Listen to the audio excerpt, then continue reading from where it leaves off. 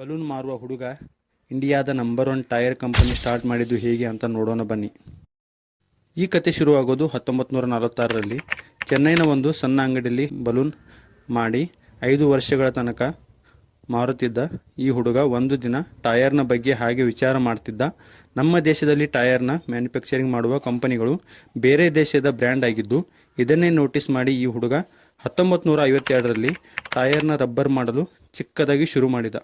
ಅವನ ಚಿಕ್ಕ ಫ್ಯಾಕ್ಟರಿಗೆ Madras rubber factory ಎಂದು ಹೆಸರಿಟ್ಟ.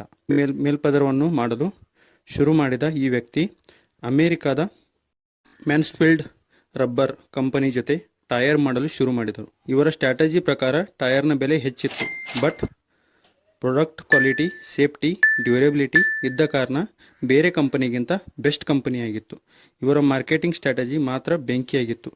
ಇಸ್ವಿ 1996ರಲ್ಲಿ ವರ್ಲ್ಡ್ ಕಪ್ ಟೈಮಲ್ಲಿ ಸಚಿನ್ ತೆಂಡೂಲ್ಕರ್ MRFನಿಂದ ಆಡಿದ್ದು, ನಂತರ ಬ್ರೆನ್ ಲಾರಾ ಮತ್ತು Virat Kohli bat racing car ಮೇಲೂ ಈ MRF ಬ್ರ್ಯಾಂಡ್ ಲೋಗೋ ಆಗಿನ ಟೈಮಲ್ಲಿ ದೊಡ್ಡ ಸದ್ದು ಮಾಡಿತ್ತು. ಈಗಲೂ MRF ಸೈಕಲ್ನಿಂದ ಹಿಡಿದು ಆಕಾಶದಲ್ಲಿ ಹಾರೋ ಏರೋಪ್ಲೇನ್ ಟೈರ್ ಮಾಡುತ್ತದೆ.